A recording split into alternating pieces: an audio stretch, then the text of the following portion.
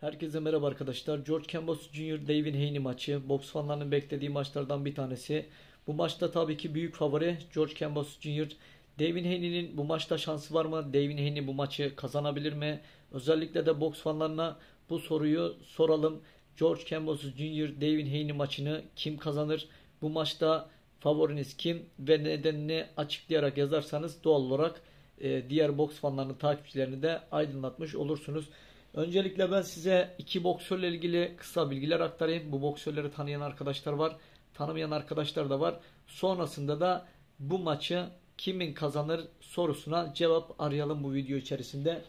Öncelikle ben size George Kambosos'tan bilgiler aktarayım. George Kambosos 1.73 cm boyunda, Avustralyalı, 28 yaşında, toplam 20 maçı var, 20 galibiyeti var. Onu knockoutçı bir isim.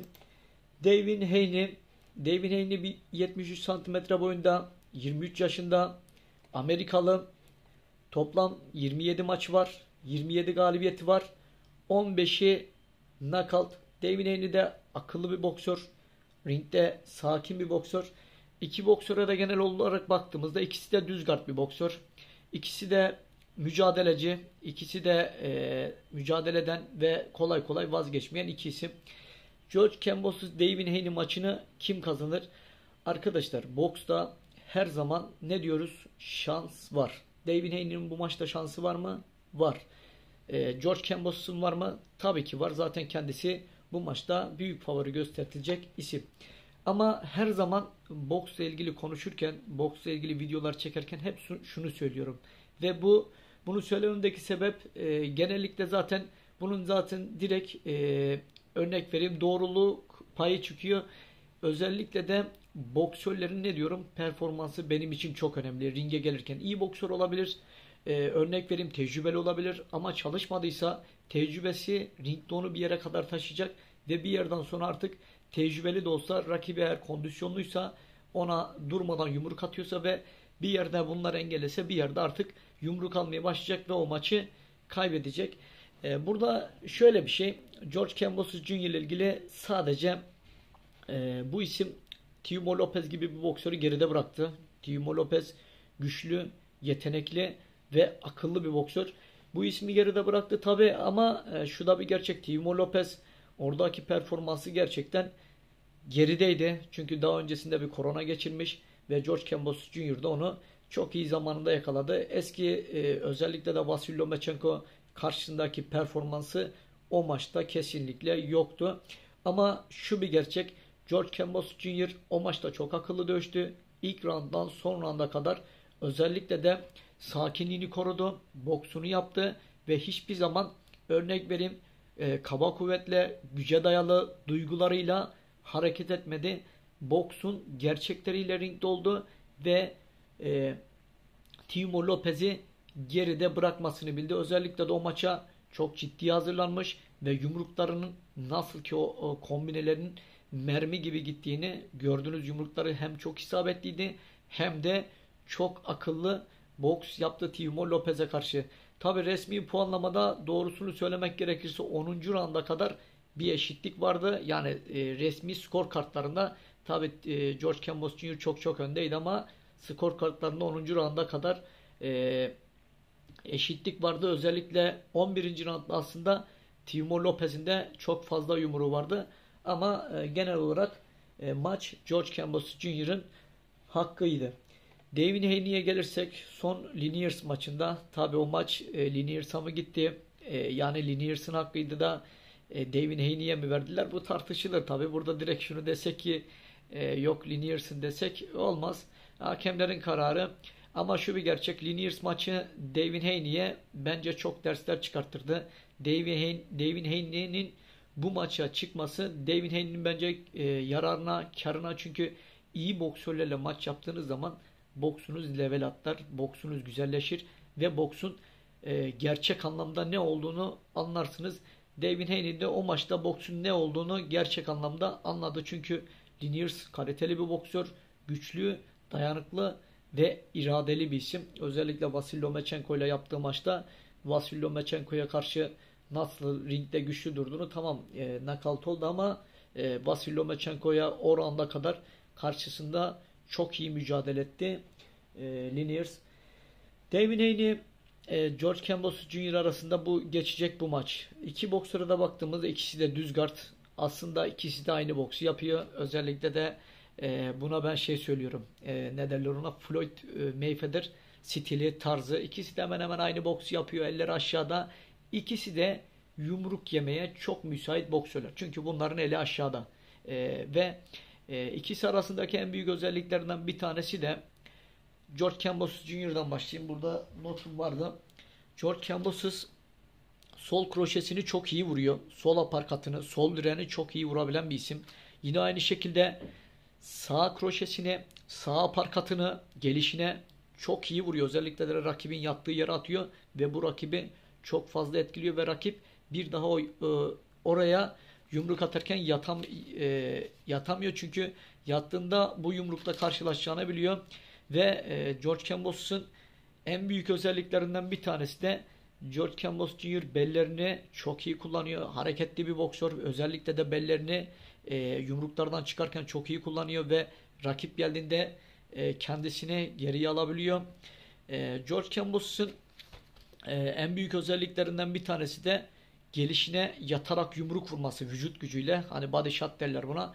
Rakibi gelirken yatarak sağ kroşe vuruyor, sol kroşe vuruyor ve dediğim gibi özellikle de rakiple kırışma esnasında onun en büyük özelliği yumrukları çok kısa kombine vururken özellikle de sağ kroşesini çok iyi vuruyor, isabetli vuruyor. Özellikle de çeneye George Kambosos Jr.'ın onun farklı bir tarzı var, farklı bir stili var. İş dünyasında çok güçlü bir isim George Kambosos Jr. Onun da zaten duruşundan, o diri duruşundan, ringde o güçlü duruşundan bunu anlarsınız. Kesinlikle ring içerisinde duygusal hareket etmiyor ve rakibine dans ediyor. Ayakları iyi, yani kendisine yetecek kadar iyi, boşalıyor. Örnek vereyim, zamanlaması muhteşem. Vurduğu yere görebilen bir isim. George Kambosos Jr. George Kambosos Jr.'ın en büyük özelliklerinden bir tanesi de ring dışında olsun, ring içerisinde olsun psikolojik baskıya çok güzel tepki verebilen bir isim. Çok güzel. Yani buna yenilmiyor. Bunu da özellikle de Teofimo Lopez gibi boksörün karşısında gösterdi. Normalde Teofimo Lopez nakavtçı bir boksör. Çoğu boksör çekinir. Ama o boksörü de yere geldi dizinin üzerine çöktürdü. George Kambosos Jr. Devin Haney'e gelirsek George Kambosos Jr.'la bir şey daha söyleyeyim. Bu ismin alta çok iyi vurmuyor. George Kambosos Jr. Onun altta işi yok. Onun tek hedefi üst. Devin Haney'e gelirsek Devin Haney de aynı düz guard ve hemen hemen aslında aynı yumruklara vuruyorlar. Ama şu bir gerçek. Devin Haney George Kambosos Jr.'a karşı biraz hız olarak geride. Biraz da ağır kalıyor George Kambosos'a göre. Devin Haney yumruk yemeye çok müsait. Özellikle de George Kambosos'un vurduğu yumruklar eli burada. O da buradan ağrı. Yatarak sağ kroşesini çok iyi vuruyor. Kambosos. Bu yüzden bu yumrukları çok fazla alacak Devin Haney. Bunlara çok dikkat etmesi gerekiyor. Biraz daha Kambosos'la dövüşürken mutlaka ve mutlaka elleri yukarıda olması lazım. Elleri yukarıda ve kapalı stilde dövüşmesi lazım. Yoksa eli Floyd tarzı burada olursa hem buradan yumruk alacak hem buradan yumruk alacak. Kambosos'un da en büyük özelliklerinden bir tanesi de zamanlamayı çok iyi ayarlayan, rakibi üzerine çekip çok rahat yenmesini bilen bir isim. Mutlaka ve mutlaka buna dikkat etmesi gerekiyor Devin Haney. Devin Haney de zaman zaman özellikle de sol direklerini çok hızlı vuruyor.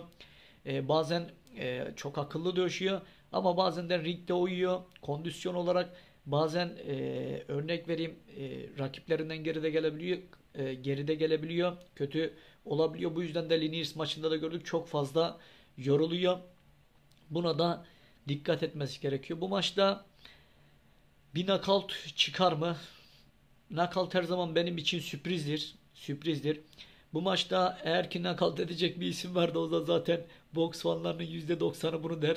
George Kambosos Jr. der. Liniers maçında da yumruk aldığında özellikle Devin Haney'nin etkilendiğini gördük. Bu yüzden bu maçta Devin Haney dikkat etmesi lazım. Çünkü karşısında çok hızlı ve çok sert yumruklar vuran, nokta yumruklar vuran bir Kambosos olacak. Bu maç Liniers maçına da benzemez. Ama şu bir gerçek. George Campos Jr.'ın bu maçı kaybetmesindeki, eğer ki kaybedecek olursa neden kaybeder? Timur Lopez maçını aldıktan sonra onda bir rahatlık oluştu. Onda bir özgüven oluştu. Bu özgüven tabii ki iyidir ama o rahatlığı, o özgüveni antrenmanlardan öne koyarsan veya ciddiyetten öne koyarsan Devin Haney de bir sürpriz yaşatabilir Cambos'a. Çünkü Devin Haney, doğrusunu söylemek gerekirse, bu maç için ilk duyulduktan itibaren bu maça çok sık hazırlandı. Çok ciddiye aldı ve bu maçı almak için de buraya geldi. Burada da şunu görebiliyoruz yani. Mesela Cambos lapa vuruyor. Hani biraz özgüvenli, mesela şey böyle, hani biraz ciddiyetsiz gibi, ama Devin Haney'e baktığımızda biraz daha ciddiyetli ve bu maçı almaya geldi belli, konsantre, bu maça iyi konsantre. Ama biraz Cambos'un olayı, kafa biraz dağılık. O da Timur Lopez maçından sonra özgüveni yerinde, hani maçta değil falan, hani rahat alacağım falan gibisine bu havada. Ama hep birlikte izleyip göreceğiz. Boks bizi daha ne kadar şaşırtacak, sürprizler yaşatacak. Yani boksta her zaman şu bir gerçek, sürprizler var. Bunu her maçta görüyoruz. Mesela daha yakın bir maçta, Gervonta Davis maçında, özellikle de Romero maçında, Romero ile yaptığı maçta çok iyi bir performans bekliyordum. Özellikle de Romero'nun knockout olacağı, doğrusunu söylemek gerekirse dayanıklı bir isim. Beklemezdim. Zaten olursa da bir isim knockout, sürpriz demiştim. Benim için sürpriz oldu. Aslında ben bu maçta Romero'nun neler yapabileceğini biliyordum ve bunu da gösterdi. Özellikle de Gervonta Davis'e yumruk vurduğunda ne kadar etkilendiğini gördünüz. Herkes gördü. Ama Gervonta Davis'in en büyük özelliklerinden bir tanesi, Allah bu isme yardım ediyor, onu her zaman bir yumruk kurtarıyor.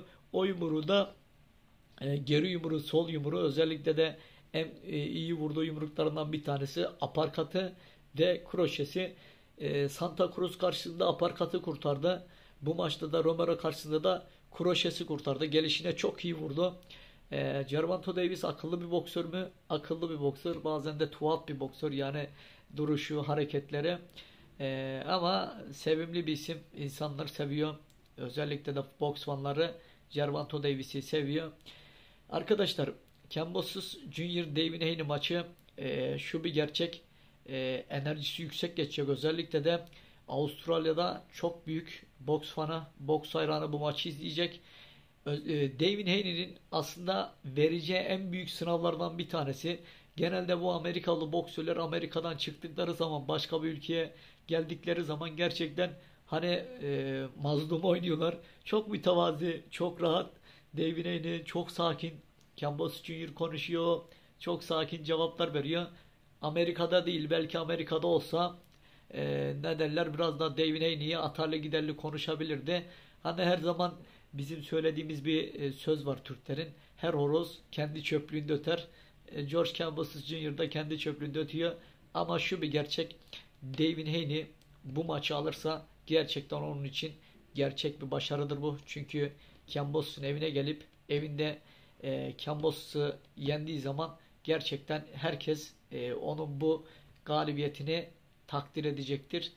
İzleyip de göreceğiz. Kambosos Junior'a gelince, Timur Lopez maçını alıp bu maçı verirse zaten ismi bir anda söner.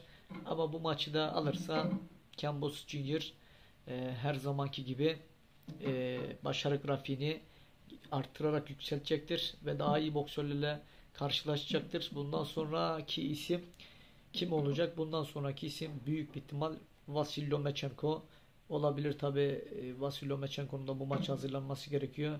Şu anda ülkesinde, savaşın içerisinde, psikolojik mental olarak hiçbir maça şu an ben hazır olduğunu düşünmüyorum. Önce biraz rahatlaması lazım. Aynı Usyk gibi.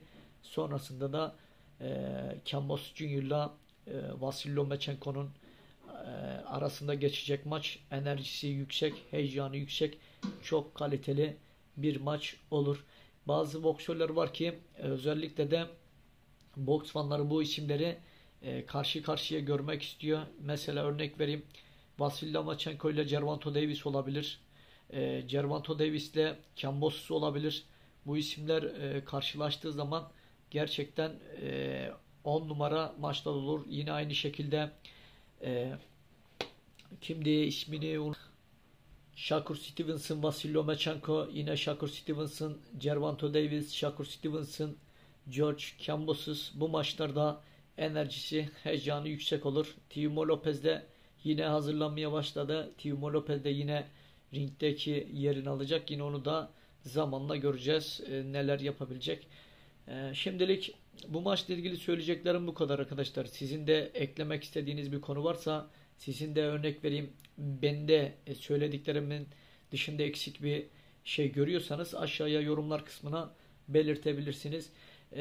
Sizden benim ricam, çok gerideyiz. Özellikle abone olarak, tamam benim videolarımı izliyorlar arkadaşlar ama abone olmayı unutan arkadaşlar var. Abone olun. Abone olmayı unutmayın. Bunda herhangi bir ücret ödemiyorsunuz veya bir para ödemiyorsunuz. Bir de bildirimlerde tümünü işaretleyin. Çünkü canlı yayın açtığımda bazı arkadaşlar bildirimleri açtığı için hemen canlı yayından haberdar oluyor. Ama bazı arkadaşlar bildirimleri açmadığı için canlı yayın yaptığımda geç gelebiliyor. Haberim yoktu, yeni gördüm gibisine söylüyor. Bu yüzden zile tıklayıp tümünü işaretlerseniz bütün videolarımdan ilk önce sizler haberdar olacaksınız. Videolarıma beğeni koymayı unutmayın. Beğeni koyduğunuzda YouTube bizi önerilenlere çıkartıyor ve biz de YouTube'da ilk sırada yer alıyoruz. Çoğu zaman olduğu gibi bu beğeniler geldiği zaman. Tamam. Şimdilik benim söyleyeceklerim bu maçla ilgili bu kadar arkadaşlar. Görüşmek üzere. Kendinize iyi bakın. Bir sonraki analizde yine görüşürüz. Maç sonrasında da hoşça kalın.